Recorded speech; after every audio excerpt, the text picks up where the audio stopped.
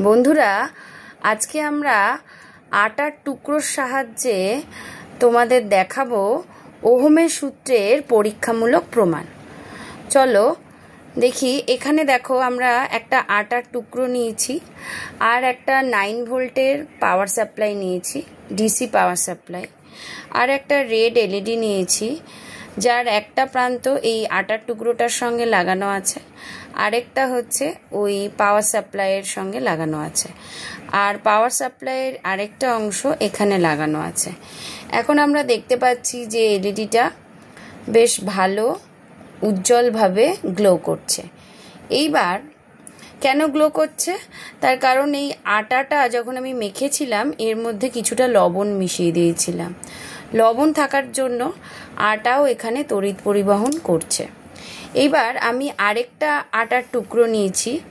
এটা অনেকটা মোটা আটার টুকরো, মানে এর প্রস্থচ্ছেদের যে ক্ষেত্রফলটা বেশি, তার কারণে এর রোধ কম। এবার এটাকে যদি আমরা এই আটার টুকরোটার সঙ্গে আটকে দিই, মানে এলইডির দু প্রান্তের সঙ্গে, এই দেখো কি হলো। আরে এলইডির গ্লো কিন্তু দেখো আগের থেকে অনেকটাই কমে গেল। আরেকবার যদি আমরা এটাকে বিচ্ছিন্ন করি, আবার গ্লোটা বাড়ছে। আবার যেই আমি এই প্রান্তটা, এই মোটা আটার অংশটাকে যেই এলইডির এই প্রান্তটার সঙ্গে যুক্ত করছি, সঙ্গে সঙ্গে দেখতে পাচ্ছি গ্লোটা কমে যাচ্ছে। এটা কেন হচ্ছে বলো তো? আসলে এই মোটা আটার অংশটার রোধ অনেক কম হওয়ার জন্য এই ব্যাটারি থেকে যে কারেন্টটা আসছে, পুরো কারেন্টটাই এই আটার অংশটার মধ্যে দিয়ে চলে যাচ্ছে।